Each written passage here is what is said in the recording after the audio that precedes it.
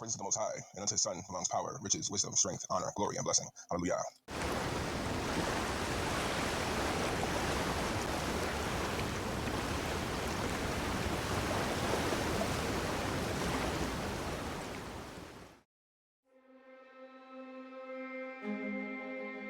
Today we will look at the overall similarities between King Saul and Saul of Tarsus. Let's begin with the name Saul using Hebrew characters. The name Saul is spelled the same as Sheol, meaning the grave or realm of the dead.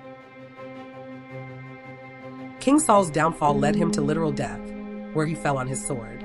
1 Samuel 31 verse 4. His reign was marked by disobedience and spiritual decline, leading to the Most High rejecting him. 1 Samuel 15 verses 22 to 23.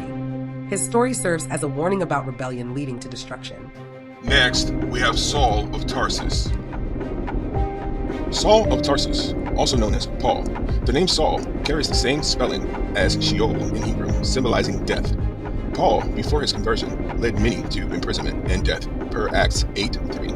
His teaching, which minimalized obedience to the Torah, led to a version of Christianity that became lawless over time. His doctrine of grace without works, per Romans 3:28, has led many away from the Most High's commandments, which, according to Deuteronomy 13:1-5 and Matthew 7:13-23, leads to eternal destruction.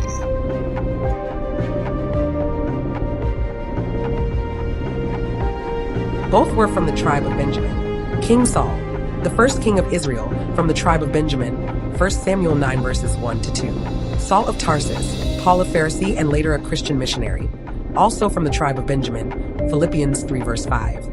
The tribe of Benjamin was known for rebellion and violence, Judges 19:23-26. Their gruesome and lawless deeds sparked a civil war among the tribes of Israel. Genesis 49 verse 27, prophecy of Benjamin.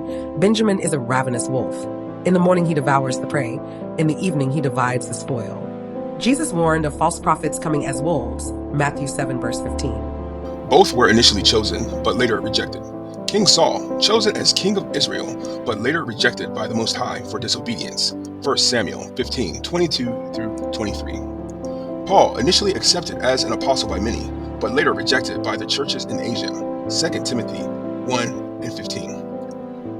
Which leads me to ascertain, and this is my speculation, that Paul could possibly be at least one of the individuals that Jesus is referring to in Revelation 2:2.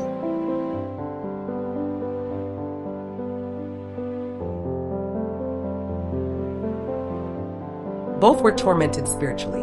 King Saul was tormented by an evil spirit from the Most High after his rejection, 1 Samuel 16 verse 14. Paul admitted to being tormented by a messenger of Satan, 2 Corinthians 12 verses 7-9, which in the Greek literally means an angel of Satan.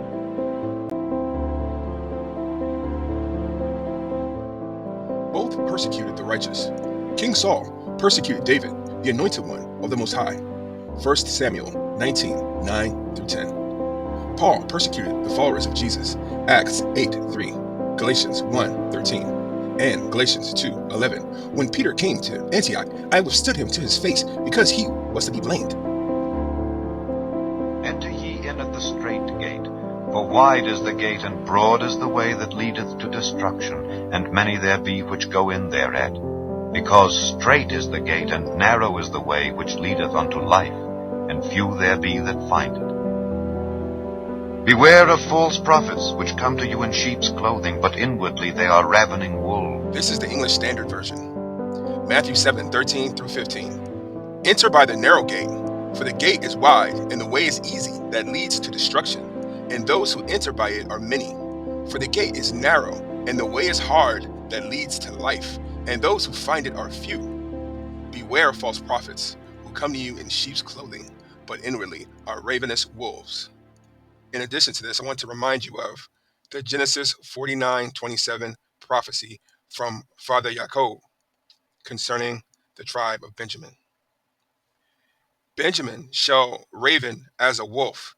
In the morning he shall devour the prey, and at night he shall divide the spoil.